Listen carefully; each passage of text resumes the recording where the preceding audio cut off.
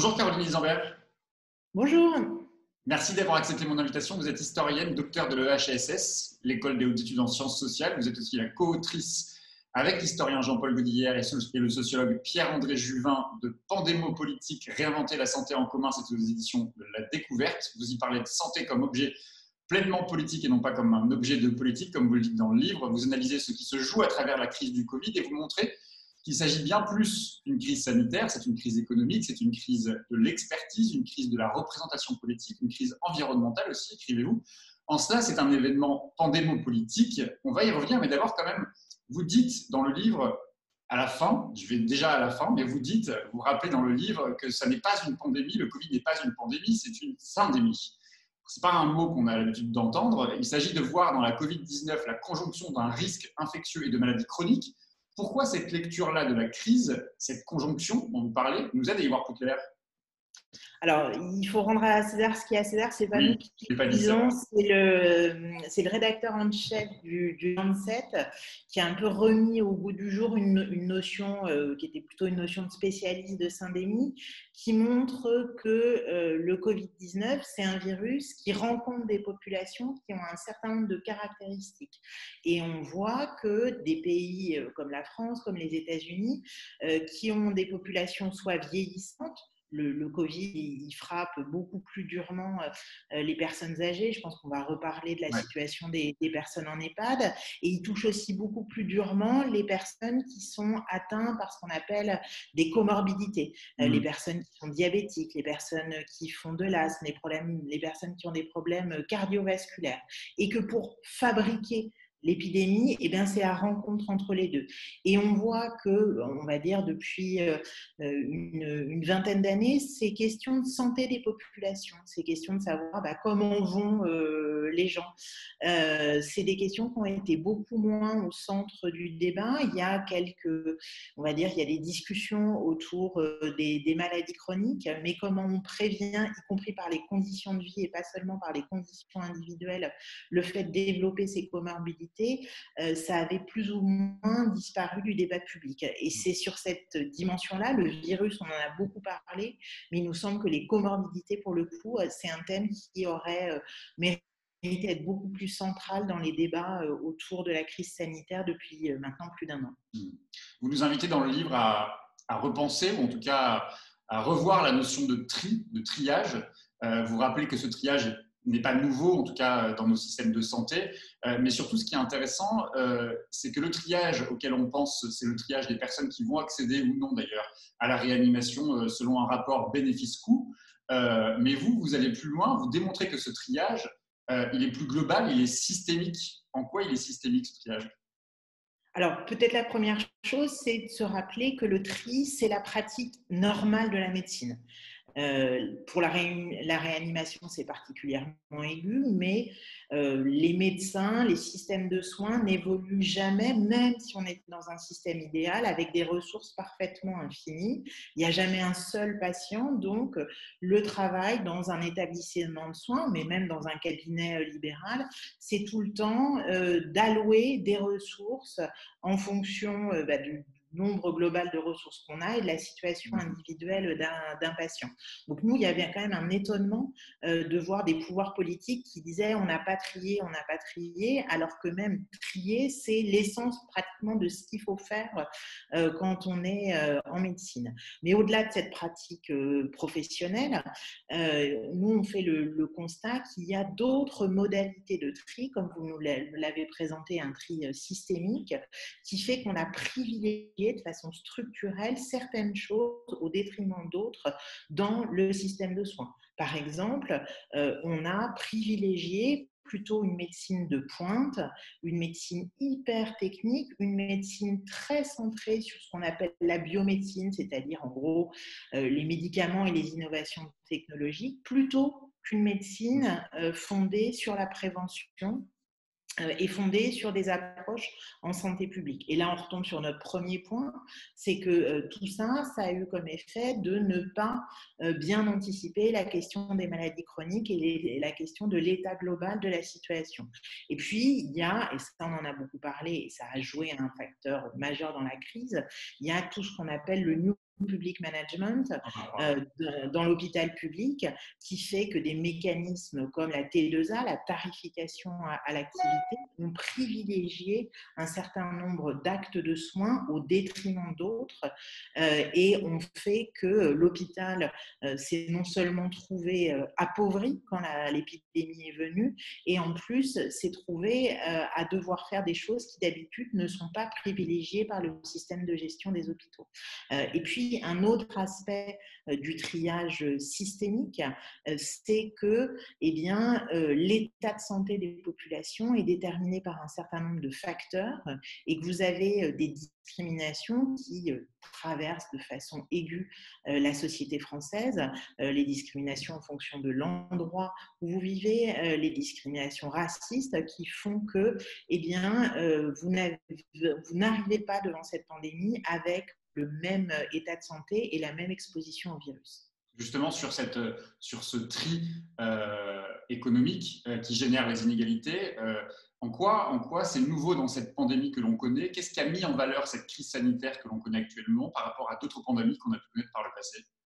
Alors, assez systématiquement, les épidémies appuient sur des inégalités préexistantes dans les sociétés. Moi, je travaille aujourd'hui pour une association de lutte contre le VIH et les hépatites, AIDE, et le VIH a mis en valeur des discriminations préexistantes contre un certain nombre de groupes, en tout cas dans les pays du Nord, que sont les hommes gays, que sont les usagers de drogue par voie intraveineuse, qu'ont été plutôt dans une première phase de l'épidémie les travailleuses et les travailleurs du sexe, etc., qui ont été exposés de façon disproportionnée au VIH. Le Covid, il appuie sur d'autres endroits, je dirais, où ça fait mal dans la société. C'est l'âge, c'est les maladies, c'est les maladies chroniques. Finalement, chaque épidémie nous révèle les failles d'une société. Alors, ce qui est peut-être intéressant dans cette épidémie, c'est qu'on n'a finalement jamais autant parlé d'inégalité sociale en santé, alors que c'était un terrain qui n'est pas l'épidémiologie la plus développée en France. Par exemple, les Britanniques historiquement, produisent beaucoup plus de données sur les inégalités sociales en santé. Ça ne veut pas dire qu'ils en ont moins, mais ils connaissent plus à ce propos. Là, on a malgré tout vu dans cette épidémie qu'assez rapidement, je pense à l'enquête EpiCov, le fait que se sont mis en place des choses pour essayer de mieux saisir cette inégalité du virus dans la société. Et puis par ailleurs, il faut montrer que à la fois le virus, d'une certaine façon, ne frappe pas au hasard, mais il faut aussi souligner que les mesures sanitaires, dont il ne s'agit pas de discuter la pertinence. Quand on a confiné, il n'y avait plus vraiment d'autre choix que celui-là. Elles ont aussi eu des conséquences sur les populations. Évidemment que les gens, même si ça n'a pas toujours été facile, qui sont en télétravail dans des logements suffisamment grands, ont été beaucoup moins exposés au virus que par exemple, les travailleurs. Je trouve qu'il y a eu une évolution de vocabulaire qui est intéressante. Les travailleurs qu'on appelait peu qualifiés par le passé, en fait, on s'est rendu compte que c'était des travailleurs essentiels. Les gens, les caissières de supermarchés, tous les gens qui travaillent dans la logistique au sens large, ces personnes-là, elles ont été surexposées au virus du fait de leur activité professionnelle, les professionnels de soins, bien évidemment, les personnels des EHPAD. Et ces personnes, elles ont, entre guillemets, été plus susceptibles de ramener le virus chez elles, alors même qu'elles habitent justement dans ces logements plus petits, plus souvent en habitat intergénérationnel et plus souvent elles-mêmes ou leurs proches ayant des problématiques de santé plus aiguës. Donc on voit que le virus, les mesures ont fait système, et c'est pour ça qu'on parle de triage systémique, pour rendre l'épidémie plus violente et plus meurtrière dans certains endroits de la société que plutôt d'autres. J'ai utilisé un gros mot tout à l'heure, j'ai parlé de rapport bénéfice-coût. C'est pourtant aussi ce raisonnement qui guide un peu les choix de la santé, enfin, du système de santé aujourd'hui. Qu'est-ce que ça dit de notre rapport justement à la santé et peut-être même aussi du rapport des soignants à la santé, ce rapport bénéfice-coût qui est un rapport très, en tout cas qui est une terminologie très connotée. Économique, ouais. Alors, c'est peut-être là où on a envie, avec Jean-Paul Godilière et Pierre-André Juven, de lancer un peu un débat avec ce livre et d'avoir peut-être une position un petit peu hétérodoxe à gauche. Il y a eu pendant longtemps un horizon, et puis un horizon d'une certaine façon qu'on ne peut qu'embrasser, d'un système de soins parfaitement égalitaire qui accorderait de façon complètement illimitée des ressources pour le bien-être et la santé de chacun. Je pense qu'il faut continuer à être guidé par cette aspiration. Néanmoins, il y a un certain nombre de signaux, par exemple les circonstances d'une crise sanitaire, ou même dans un système idéal, quand la crise est là, eh bien, on n'a pas toutes les ressources disponibles. Et puis, de façon encore plus forte, la question de la crise écologique qui nous dit que eh bien, les ressources ne sont pas illimitées et il n'est même pas souhaitable de désirer qu'elles le soient au prix de destruction extrêmement grande. Nous, ce qu'on veut apporter avec le livre, c'est que l'idée n'est pas le problème du triage en soi, le problème n'est pas l'idée de compter ou d'évaluer. Le problème est quels sont les critères et comment sont discutés de façon démocratique les critères qui permettent de choisir quelle allocation de moyens on donne aujourd'hui.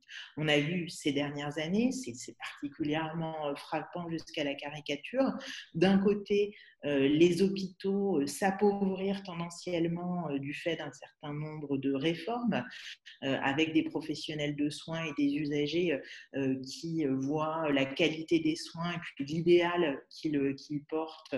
On s'éloigne de plus en plus souvent de cette idée-là.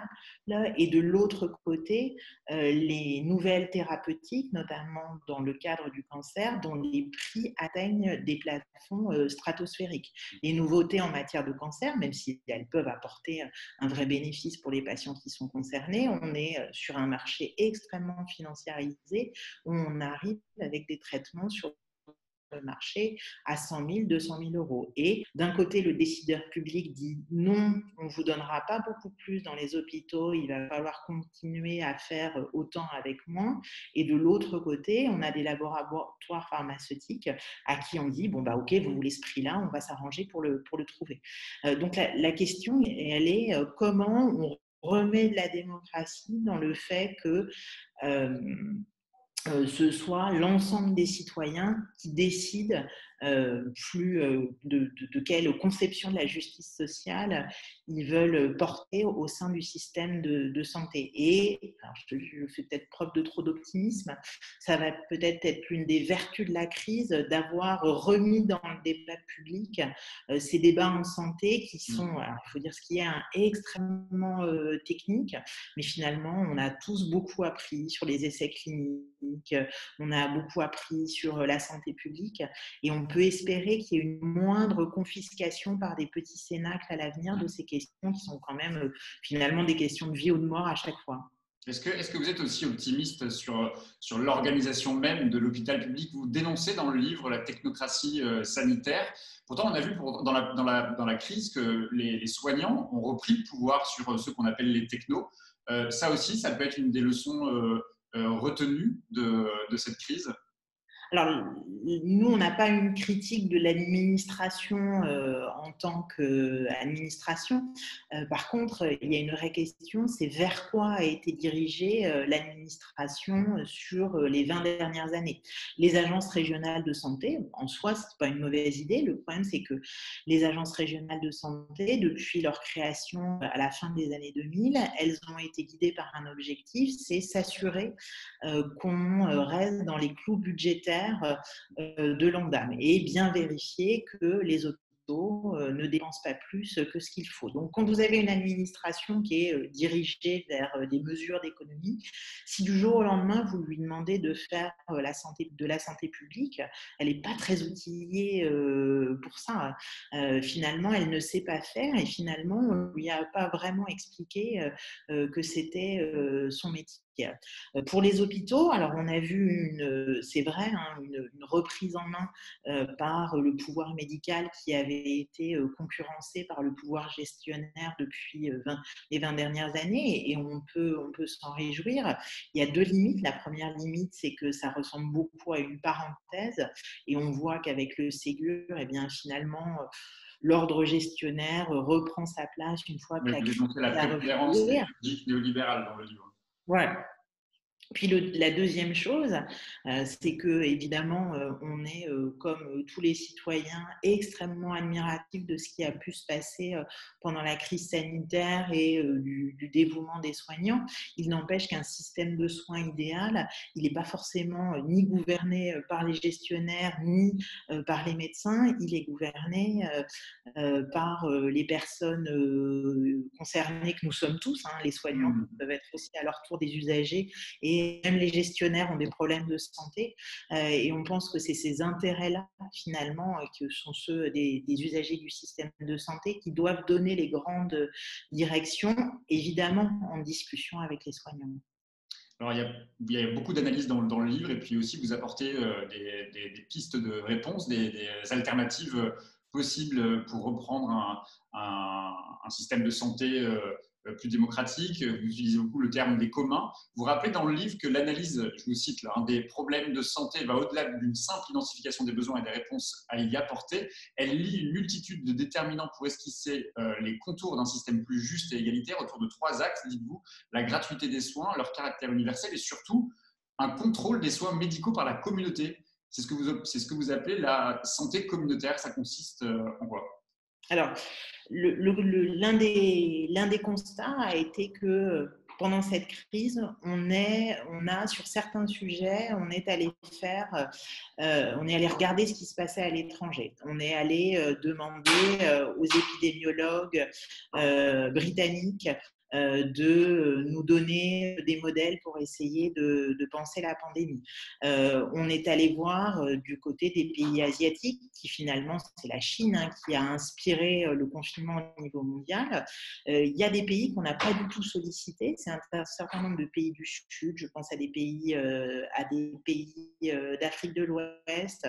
Je pense au Kerala, qui est un État indien, qui, depuis longtemps, dans un système de soins qui structurellement manque de soignants, se sont organisés autour de ce qui relève de la santé communautaire, c'est-à-dire qu'on s'appuie sur des non-soignants qui ont une connaissance extrêmement fine du milieu dans lequel ils vivent pour faire de la promotion de la santé et de l'accompagnement vers le système de santé. Alors, vers un système de santé qui effectivement a une palette beaucoup moins large, il faut le dénoncer, que dans un pays du Nord, mais d'essayer d'avoir cette approche plus tournée vers la prévention, plus tournée sur des stratégies, on va dire, sur mesure en fonction des personnes.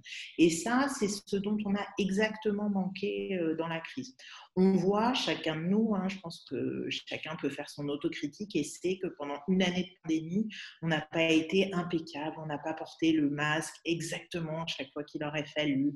On a vu une personne fragile alors qu'on n'avait pas forcément fait le test au bon moment, etc. En fait, on a tous appris un peu à marche forcée, un peu dans la douleur, la réduction des risques, le fait que personne ne vit dans un manuel de santé publique et qu'il faut essayer de limiter l'exposition au virus, qu'être dans la culpabilité, le jugement, ça ne sert pas à grand-chose. Ce qui est un peu dommage, c'est que déjà, ce raisonnement, il peut s'appliquer à plein d'autres questions de santé au long cours. Et ce qui est dommage, c'est que notamment les populations les plus fragiles face au virus n'aient pas bénéficié d'un accompagnement pour mettre en place cette réduction des risques. Et que les seuls outils qui ont été utilisés, c'est les outils les plus autoritaires de la santé publique. Là encore, je ne dis pas qu'il ne fallait pas les mettre en place, mais finalement, c'est l'unique registre. L'unique registre, ça a été, et c'est encore, le couvre-feu, l'attestation, le confinement. Et on voit que ça a quand même de grandes limites.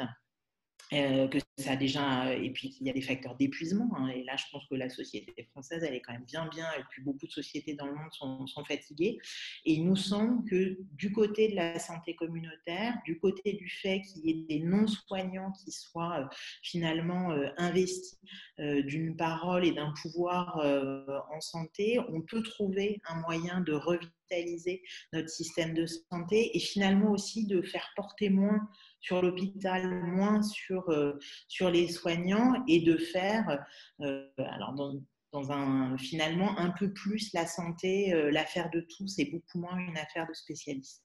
Ce que vous dites là, ça vaut notamment pour les populations type personnes âgées, celles qui étaient dans les EHPAD sur lesquelles on a pris des décisions sans réellement de concertation.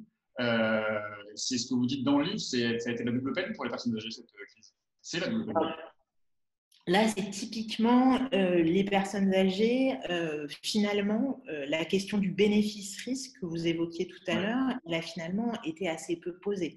On a beaucoup de soignants d'EHPAD ou de résidents d'EHPAD qui ont assez rapidement sonné l'alarme en disant mais en enfermant les gens dans leur chambre, ce qui est quand même un régime qui n'est pas autre chose que carcéral, est-ce qu'on est certain du bénéfice-risque, en sachant que les personnes âgées en établissement sont sujettes à ce qu'on appelle le syndrome de glissement, c'est-à-dire qu'au bout d'un moment, c'est un phénomène pas très compliqué à comprendre, quand on n'a plus de contact avec l'extérieur, quand on n'a plus de contact humain et qu'on est très âgé, on risque, je vais parler un peu familièrement, de lâcher la barre et de se laisser aller vers la mort. Et ça, c'est vraiment un risque qui a été souligné. Et finalement, ça a été assez peu évalué et on a gardé cette période de confinement strict pendant énormément de temps. Par ailleurs, là, on a interrogé des gens de Médecins sans frontières qui sont allés dans les EHPAD. Ça indique quelque chose aussi de ce qui s'est passé dans ce pays. Le fait qu'une association humanitaire très largement dirigée vers l'international soit l'un des recours. Ils sont principalement intervenus dans les EHPAD d'Île-de-France. Ça donne aussi un peu une idée du niveau de déshérence sanitaire de ces établissements, non seulement des résidents, mais du personnel lui-même qui a eu besoin de ce secours. Finalement, on n'a pas fait le choix de mettre le paquet sur les EHPAD. C'est là que les gens mouraient le plus et continuent de mourir le plus. Et dans la première phase de la crise au moins, ce n'est pas là qu'on a employé tous les moyens, d'une part pour éviter que le virus y circule et y rentre, et d'autre part pour s'assurer du bien-être et de la santé mentale de gens qui étaient difficilement éprouvés.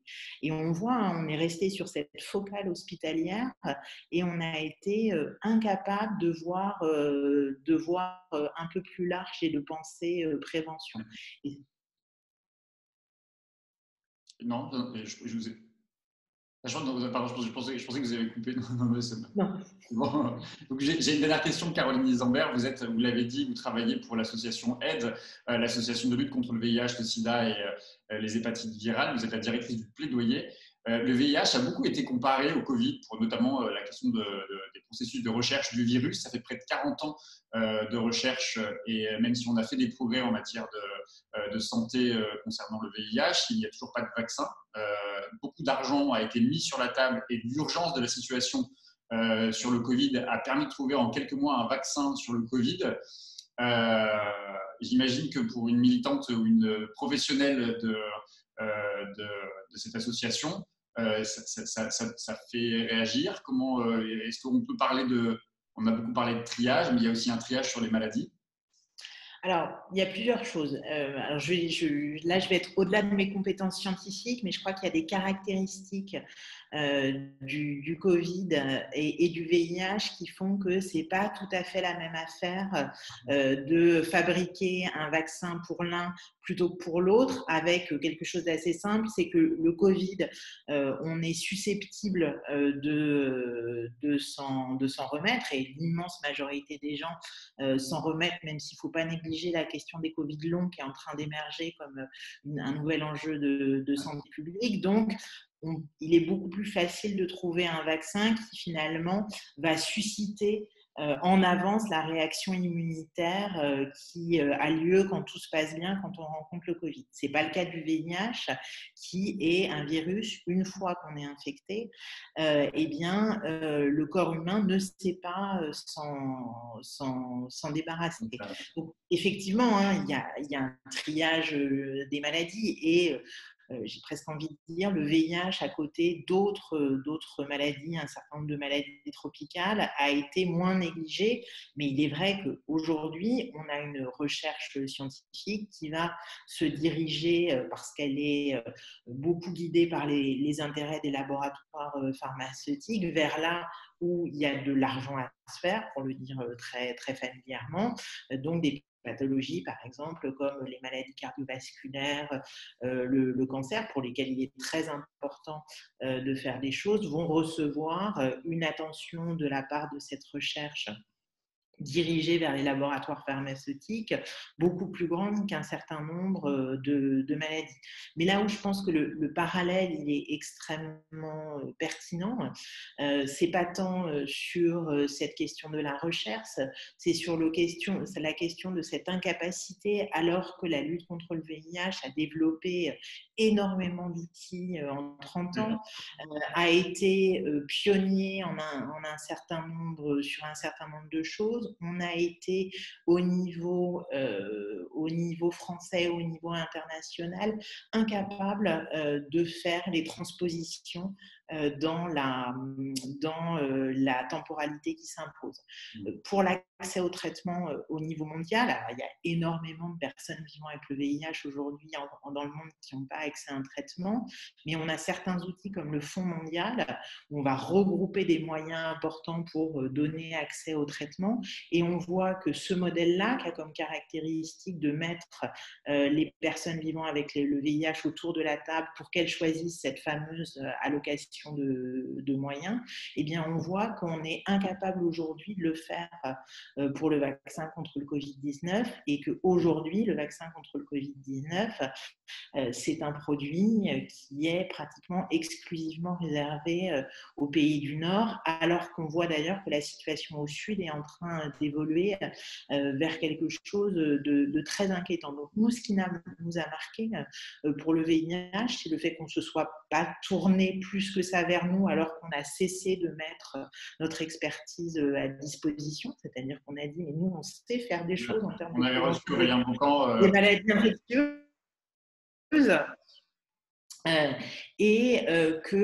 Voilà, tout cet héritage n'a pas été réinvesti. Par ailleurs, il y a quelque chose de très important dans le VIH, c'est que l'arrivée des traitements, ça a été déterminant en 96, mais ça n'a pas été tout. Si on a réussi à faire reculer l'épidémie de VIH en France, dont je rappelle quand même qu'il y a 6000 personnes par an qui découvrent leur séropositivité, c'est pas loin, c'est pas rien, hein. C'est pas un problème de santé du passé, mais si on a eu un certain nombre de succès, c'est parce qu'on a associé les communautés, c'est parce qu'il y a eu du travail de prévention, c'est parce qu'on a continué à avoir de la recherche.